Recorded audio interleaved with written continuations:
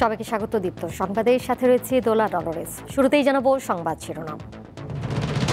ফেব্রুয়ারিতেই জাতীয় নির্বাচন ঘোষণা প্রধান উপদেষ্টার, শুক্রবার স্বাক্ষর হবে জুলাই জাতীয় সনদ। 3 দফা দাবি পূরণের রাতের মধ্যেই প্রজ্ঞাপনের দাবি এমপি ও শিক্ষকদের, নইলে কাল মার্চ টু যমুনা।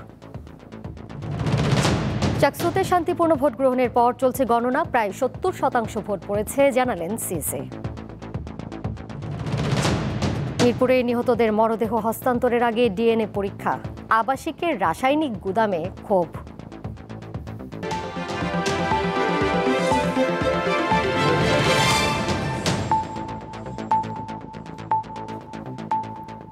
কথার কথা নয়, ফেব্রুয়ারিতেই নির্বাচন বলে আবারও আশ্বস্ত করেছেন প্রধান উপদেষ্টা ডক্টর মোহাম্মদ ইউনূস।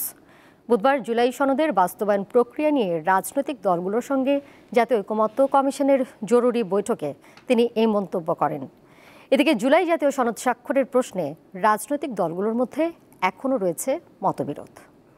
চমৎকার একটা পরিবেশে আমরা জুলাই জাতীয় সনদ স্বাক্ষর করবার জন্য জুলাই জাতীয় সনদ বাস্তবায়ন নিয়ে রাজনৈতিক দলগুলোর মত ভিন্নতার পর বুধবার সন্ধ্যায় জাতীয় ঐকমত্য কমিশনে জরুরি বৈঠকে উপস্থিত ছিলেন অন্তর্বর্তী সরকারের প্রধান উপদেষ্টা ডক্টর মোহাম্মদ ইউনূস।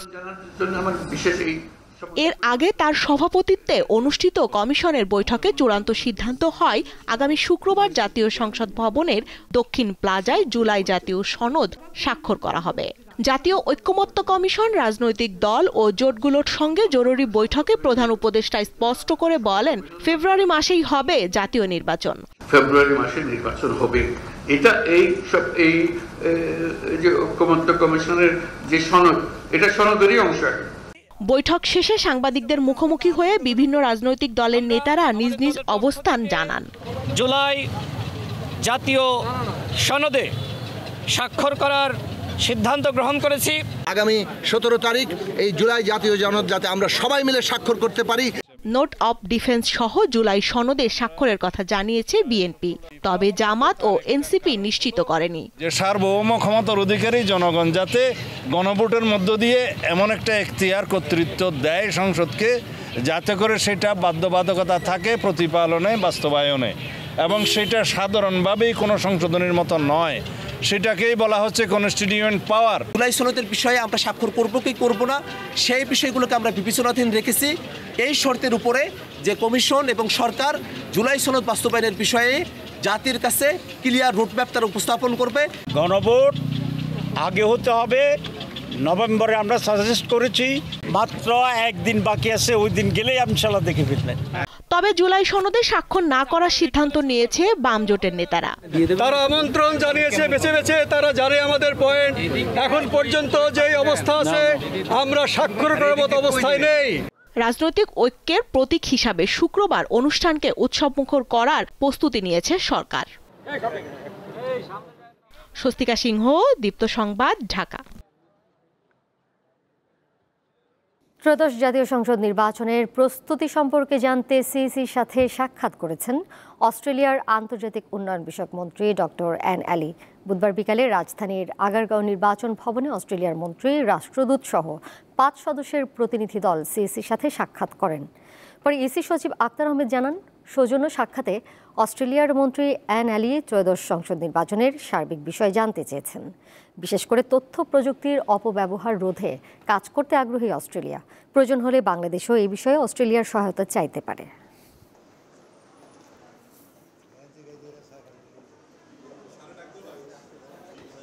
নির্বাচন সম্পর্কে জানতে চেয়েছিলেন যে আমাদের প্রস্তুতি কি, আমরা কীভাবে আগাচ্ছি, এবং সেই সাথে সাথে ওনাদের কথা প্রসঙ্গে ওনাদের অভিজ্ঞতাটাও শেয়ার করা। যেমন আমাদের এখানে নির্বাচনের দিনে যে সমস্ত ঘটনা ঘটে সেরকম ওনাদের কিছু ঘটে কিনা, হ্যাঁ না, সেই সম্পর্কে জাস্ট মতামত বিনিময়।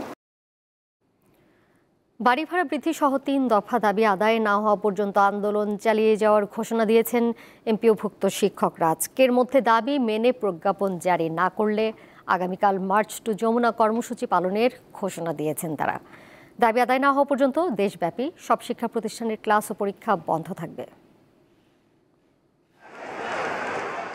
বেসরকারি শিক্ষা প্রতিষ্ঠানের এমপিওভুক্ত শিক্ষক কর্মচারীরা ৩ দফা দাবিতে বুধবার চতুর্থ দিনের মতো রাজধানীর কেন্দ্রীয় শহীদ মিনারে অবস্থান কর্মসূচি পালন করেন। পরে দুপুর ১টার দিকে পুলিশের ব্যারিকেড ভেঙে শাহবাগ মোড় অবরোধ করেন তারা।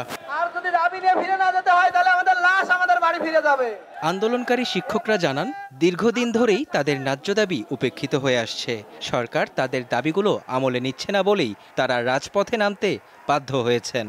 অবশ্যই এটা প্রতারণা শামিল। বর্তমানে আমাদেরকে বাড়ি ভাড়া দেওয়া হচ্ছে ১,০০০ টাকা, যা দিয়ে বাংলাদেশের কোথাও এই ঘর ভাড়া পাওয়া যায় না। সরকার 20% আমাদেরকে বাড়ি ভাড়া দিয়ে আমাদের টিচারদেরকে সম্মানের সাথে বাড়িতে ফিরে যাওয়ার, স্কুল ক্লাসে শ্রেণীকক্ষে ফিরে যাওয়ার সুযোগ করে দিবে, এটা আমরা প্রত্যাশা করি। দীর্ঘ ৩ ঘন্টা অবরোধ চলার পর এমপিওভুক্ত শিক্ষা জাতীয়করণ প্রত্যাশী জোটের সদস্য সচিব সরকারের 10% বাড়ি ভাড়া দেওয়ার প্রস্তাব প্রত্যাখ্যান করে বলেন, পূর্ণ দাবি মেনে নিয়ে প্রজ্ঞাপন জারি না করলে আগামীকাল মার্চ টু যমুনা কর্মসূচি পালন করা হবে। যদি আজকের মধ্যে প্রজ্ঞাপন না হয়, আমরা কালকে আবার মার্চ টু আমাদের যমুনা অর্থাৎ যমুনা অভিমুখে পদযাত্রা আগামীকালকে 12টা আমরা আবার পালন করব। আমাদের এই কর্মসূচি অব্যাহত থাকবে, কর্মবিরতি অব্যাহত থাকবে। বিকাল 4:45টার দিকে শাহবাগ থেকে পরবর্তী কর্মসূচি ঘোষণা করে অবরোধ তুলে নেন এমপিওভুক্ত আন্দোলনরত শিক্ষকরা। পরে যান চলাচল স্বাভাবিক হয়। মেহেদী হাসান, দীপ্ত সংবাদ, ঢাকা। চট্টগ্রাম বিশ্ববিদ্যালয়ে কেন্দ্রীয় ছাত্র সংসদ, চাকসু ও হল সংসদ নির্বাচনের ভোট গ্রহণ শেষে চলছে গণনা।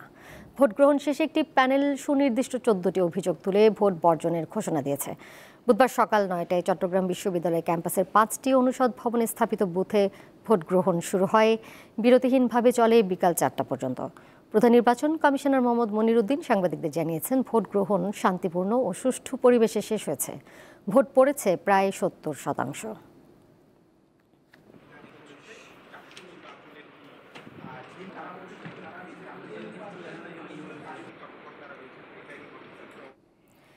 চাকসু নির্বাচনে ভোট গণনার খবর জানাতে সরাসরি যুক্ত হয়েছেন সহকর্মী রুনা আনসারি। রুনা, চাকসুর ভোট গণনা এখন ঠিক কোন পর্যায়ে রয়েছে জানাবেন? চূড়ান্ত ফল কখন নাগাদ পাওয়া যেতে পারে?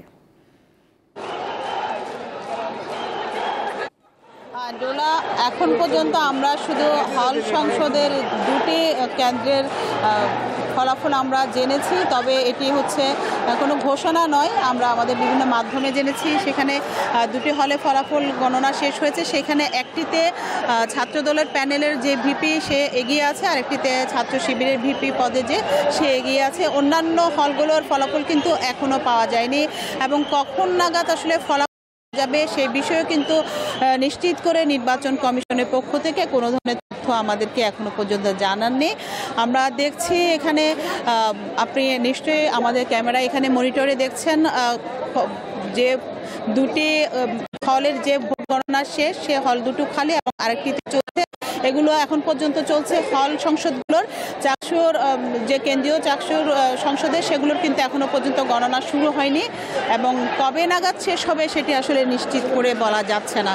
তবে এখানে যারা আপনি নিশ্চয়ই শুনতে পাচ্ছেন, এখানে যেই কক্ষে নির্বাচন কমিশন ফলাফল ঘোষণা করবে আনুষ্ঠানিকভাবে, সে কক্ষের বাইরে ছাত্র দলের সমর্থকরা এবং ছাত্র শিবিরের সমর্থকরা তারা পাশাপাশি এখানে অবস্থানে আছেন। অবস্থানে থেকে তারা এখানে বিভিন্ন স্লোগান দিচ্ছেন, গান, এবং তারা এখানে বিভিন্ন সময় স্লোগান দিচ্ছেন, দ্রুত সময়ে যেন ফলাফল ঘোষণা করা হয়, ফলাফল যেন দেরি করা না হয়, এবং কোনো ধরনের ফলাফল ঘোষণায় যেন কালক্ষেপণ করা না হয়, সেটি যেন তারা স্লোগানে এখানে কিন্তু তারা মুখিয়ে তুলেছেন এই চত্বরটি। কিন্তু ভেতরে ফলাফল ঘোষণার জায়গাটিতে এখনো পর্যন্ত নির্বাচন কমিশনের কোনো সদস্য আসেননি, শুধু গণমাধ্যম কর্মীরা অপেক্ষা করছেন। ফলাফল আমাদের যেটুকু মনে হচ্ছে হয়তো এটি সময় লাগবে, কারণ এখনো পর্যন্ত হল সংসদগুলোর 2টি কেন্দ্রের ফলাফল আমরা জেনেছি আনুষ্ঠানিকভাবে, এবং কেন্দ্রীয় ছাত্র সংসদের যে ফলাফল সেগুলো কিন্তু এখনো পর্যন্ত একটিরও ফলাফল ঘোষণা, কিন্তু এখনো পর্যন্ত শেষ হয়নি গণনা। তো সেই হিসেবে বলা যায় সময় লাগবে। এখন কতক্ষণ সময় লাগবে সেই বিষয়টি আসলে এখনো পর্যন্ত আমরা বলতে পারছি না। তবে ফলাফলের জন্য এখানে অপেক্ষা করছেন অন্যান্য যে প্যানেলগুলো রয়েছে, সেই প্যানেলগুলো সমর্থকরা রয়েছে, তবে সবচেয়ে বেশি আমরা দেখছি এখানে ছাত্র দলের সমর্থকরা এবং ছাত্র শিবিরের সমর্থকরা তারা পাশাপাশি অবস্থানে থেকে এখানে স্লোগান দিচ্ছেন, গান বাজনা করছেন এবং তারা দ্রুত সময়ের মধ্যে ফলাফল দেওয়ার জন্য তারা এখান থেকে মানে এখানে কিন্তু মুখরিত করে রেখেছেন। দোলা এ ছিল আমার কাছে আজকে চাকসু নির্বাচনের ফলাফল ঘোষণার সর্বশেষ তথ্য। সরাসরি যুক্ত ছিলেন সহকর্মী রুনা আনসারী। এদিকে দীর্ঘ ৩৫ বছর পর কাল অনুষ্ঠিত হচ্ছে রাকসু নির্বাচন। শান্তিপূর্ণ এবং সুষ্ঠু নির্বাচনের জন্য সকল ধরনের প্রস্তুতি সম্পন্ন করেছে নির্বাচন কমিশন। নেওয়া হয়েছে পর্যাপ্ত নিরাপত্তা ব্যবস্থা। বৃহস্পতিবার সকাল ৯টা থেকে ভোট শুরু হয়ে বিরতিহীনভাবে চলবে বিকেল ৪টা পর্যন্ত।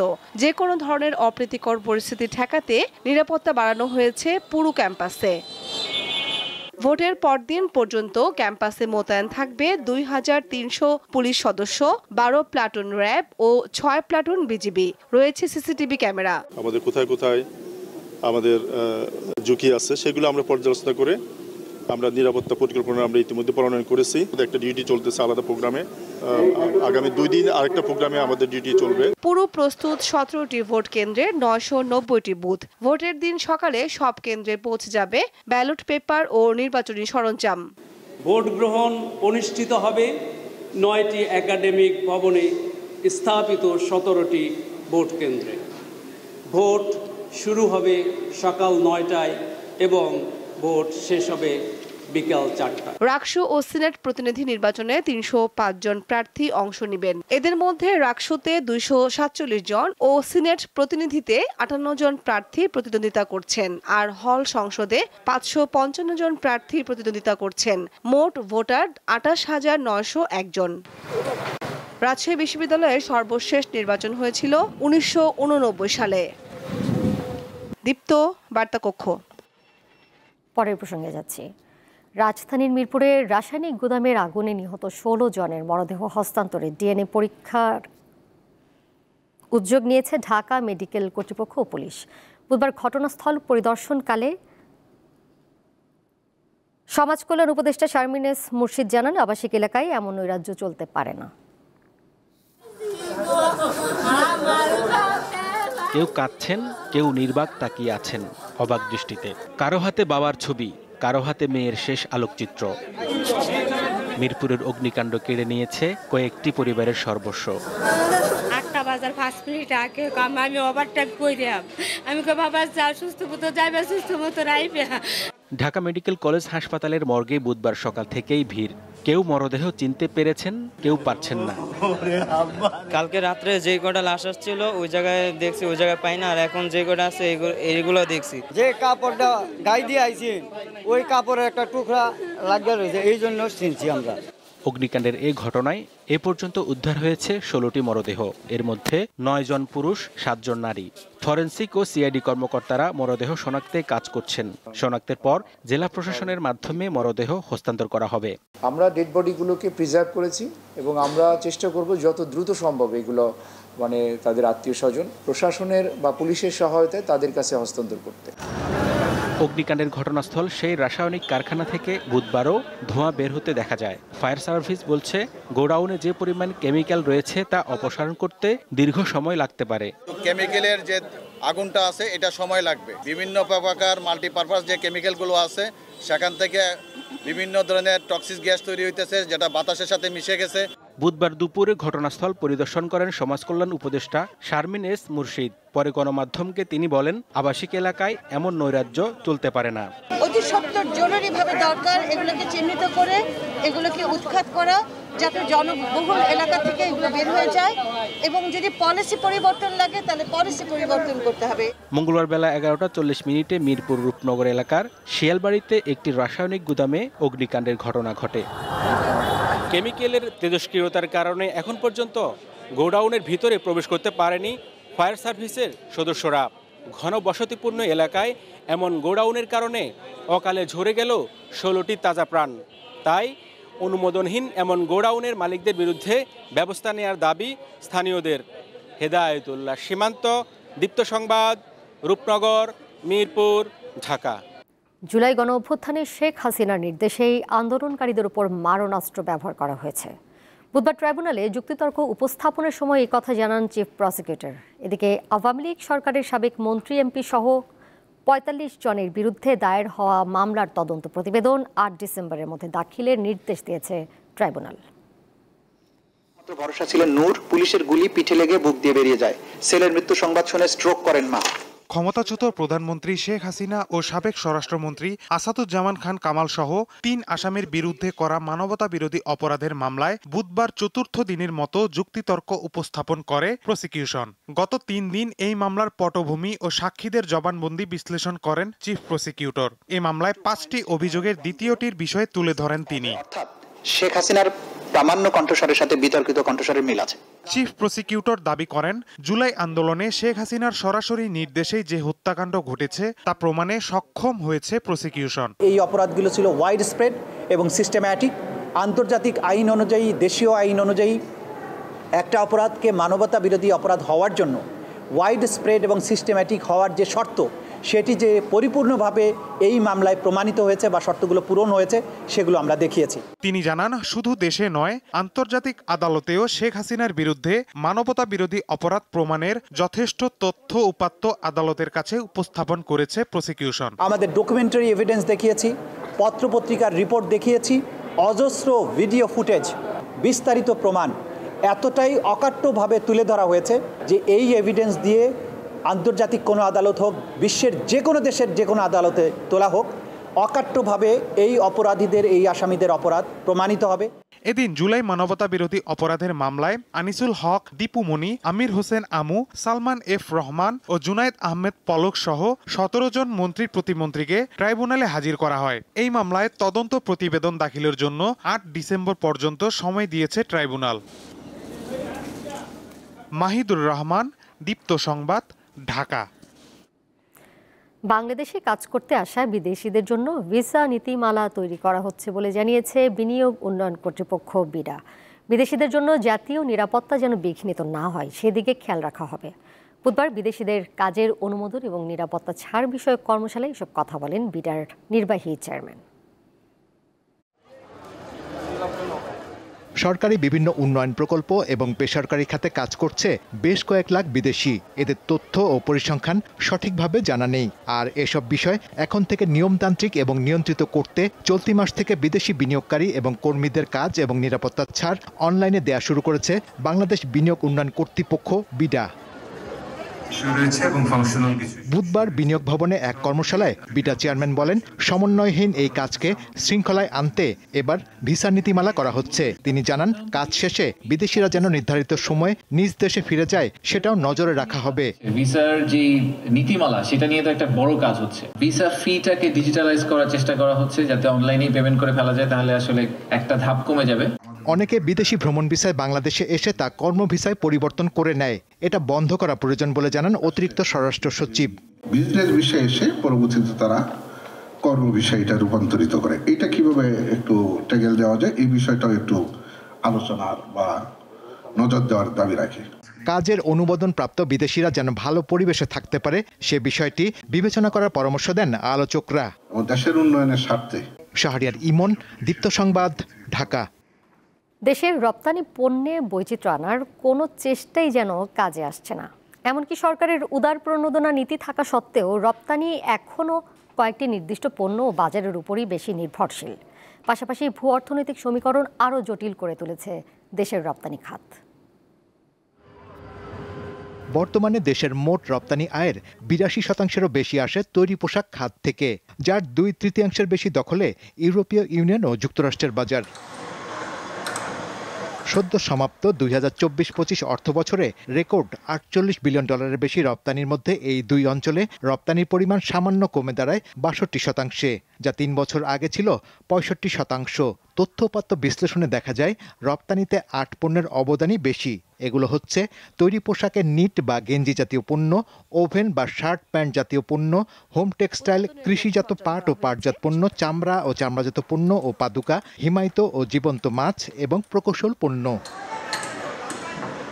নানামুখী প্রচেষ্টা সত্ত্বেও রপ্তানি পণ্যে কেন বৈচিত্র্য আসছে না এমন প্রশ্নে বিশ্লেষকরা জানান, নীতি ও কাঠামোগত নানা সমস্যার কারণে পণ্য রপ্তানি আরও কেন্দ্রীভূত হচ্ছে। গার্মেন্ট ছাড়া প্রায় 1400-1500টা প্রোডাক্ট কিন্তু বাংলাদেশ থেকে রপ্তানি হয়, কিন্তু কেন ওইগুলো বিলিয়ন ডলারে চলে যায় না? একটা কারণ হচ্ছে যে আমরা যে শুল্ক নীতি করেছি, সেই শুল্ক নীতিতে দেশীয় বাজারে বিক্রি করলে তাদের মুনাফার হার অনেক বেশি। বৈচিত্র্যহীন রপ্তানি আয় কেন্দ্রীভূত হওয়ায় তা দেশের অর্থনীতিতে ঝুঁকি তৈরির পাশাপাশি হয়ে উঠেছে ভূ রাজনৈতিক চাপের অনুষঙ্গ। কিছু পক্ষ মনে করে যে পোশাক খাতকে অস্থির রাখলেই বাংলাদেশের অর্থনীতি ভঙ্গুর হবে এবং তাদের দাবি আদায় করা সহজ হবে। বিভিন্ন দেশ এই পোশাক শিল্পকে দাবিয়ে রাখার জন্য নানাভাবে ষড়যন্ত্রে লিপ্ত। আইএলও কনভেনশন, তারপরে শ্রম আইন, শ্রম অধিকার, এই সব কিছু মনে হয় যেন এক পোশাক শিল্পকে কেন্দ্র করি। একটা পণ্যের উপরে আমাদের রপ্তানিটা ভরসা করা উচিত না। আমাদের ভালনারেবিলিটির ইস্যুটা আছে এবং আমাদেরকে বৈচিত্র্যকরণ করতেই হবে।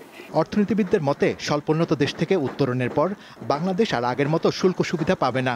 তখন ভূ রাজনৈতিক চাপ আরও বেড়ে যাওয়ার আশঙ্কা রয়েছে। শাহরিয়ার ইমন, দীপ্ত সংবাদ, ঢাকা। আন্তর্জাতিক প্রসঙ্গ। পাকিস্তান আফগানিস্তান সীমান্তে ফের সংঘাতের খবর পাওয়া গেছে। কুররাম সীমান্তে পাকিস্তানি সেনাবাহিনীর উপর আফগান সেনাবাহিনী এবং টিটিপির হামলার অভিযোগ করেছে ইসলামাবাদ। খাইবার পাখতুনখোয়া রাজ্যের কুররাম জেলার সীমান্তে মঙ্গলবার রাতে থেমে থেমে সংঘর্ষ হয়েছে।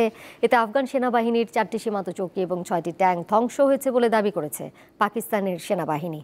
তাদের অভিযোগ, পাকিস্তান সেনাবাহিনীকে লক্ষ্য করে বিনা উস্কানিতে যৌথভাবে হামলা চালায় আফগানিস্তানের সেনাবাহিনী এবং তেহরিকে তালিবান পাকিস্তান টিটিপি। জবাবে পাল্টা আঘাত হানে পাকিস্তানের সেনাবাহিনী।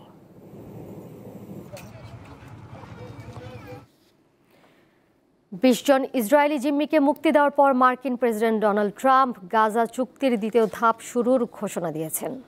মঙ্গলবার ইসরায়েল ও মিশর সফর শেষে ট্রাম্প তার সোশ্যাল নেটওয়ার্কে এই ঘোষণা দেন। ফিলিস্তিনের গাজায় আটক থাকা জিম্মিদের হস্তান্তরের প্রক্রিয়ার অংশ হিসেবে আরও 4 জনের মরদেহ ইসরায়েলি কর্তৃপক্ষের কাছে ফেরত দিয়েছে হামাস। মঙ্গলবার মধ্যরাতে 4 জিম্মির কফিন রেড ক্রসের মাধ্যমে ইসরায়েলি সামরিক বাহিনীর কাছে হস্তান্তর করা হয়। এতে করে মোট 8 জন জিম্মির মরদেহ হস্তান্তর করল হামাস। ইসরায়েল জানিয়েছে, গাজায় থাকা 28 জিম্মির মরদেহ ফেরত না দেওয়া পর্যন্ত মানবিক সহায়তা পৌঁছানো সীমিত করা হবে।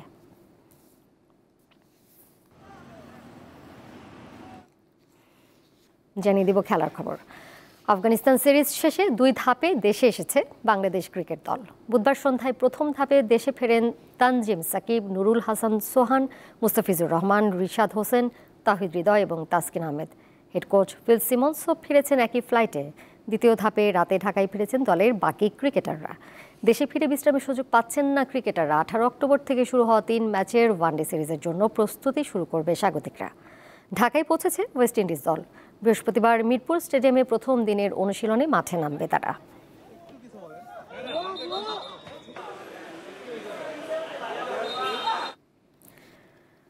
2 ম্যাচ টেস্ট সিরিজের প্রথমটিতে দক্ষিণ আফ্রিকাকে 93 রানে হারিয়েছে স্বাগতিক পাকিস্তান। লাহোরের গাদ্দাফি স্টেডিয়ামে চতুর্থ দিনে পাকিস্তানের দেয়া 277 রানের লক্ষ্যে ব্যাটিং করতে নেমে 167 রানেই গুটিয়ে যায় দক্ষিণ আফ্রিকা। এদিন ম্যাচের শুরুতে রানের খাতা খোলার আগেই শাহিন আফ্রিদির বলে আউট হন আগের দিনের অপরাজিত ব্যাটার টনি ডি জর্জি। এরপর প্রোটিয়াদের আসা যাওয়ার মিছিলে ডিভাল ব্রেভিস অর্ধশতক করলেও 54 রানে বিদায় নেন তিনি। পাকিস্তানের শাহিন আফ্রিদি ও নোমান আলী নেন 4টি করে wicket. Not out of the middle, that one. This was certainly out of the middle and went all the way. Put pressure back on Nouman Ali. And Nouman Ali struck again. Quicker, flatter, turned it from leg stump, hit off stump. Got his 10.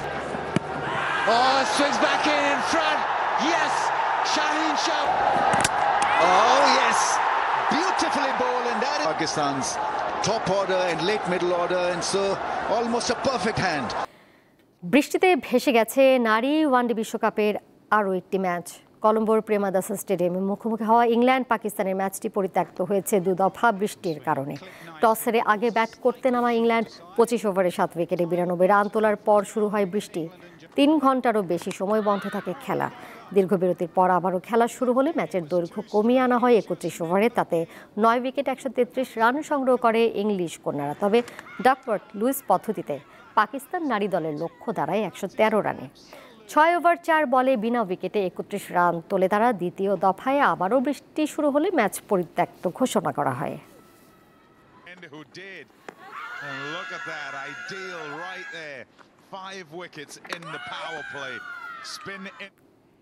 এর সাথে শেষ করব দীপ্ত সংবাদ, যাবার আগে শিরোনামগুলো জানিয়ে দেব আরও একবার।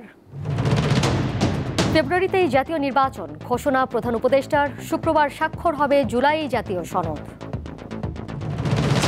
3 দফা দাবি পূরণের রাতের মধ্যেই প্রজ্ঞাপনের দাবি এমপি ও শিক্ষকদের, নইলে কাল মার্চ টু যমুনা।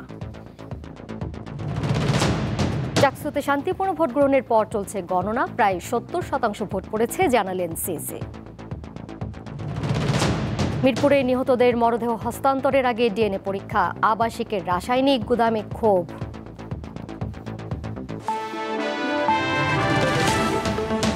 এই ছিল এখনকার মতো, এর সাথে বিদায় নিচ্ছে আমি দোলা ডালোয়েস। আরও তথ্য এবং বিনোদনের নানা খবর জানতে যুক্ত থাকুন দীপ্ত ডিজিটাল প্ল্যাটফর্মে। ধন্যবাদ সবাইকে।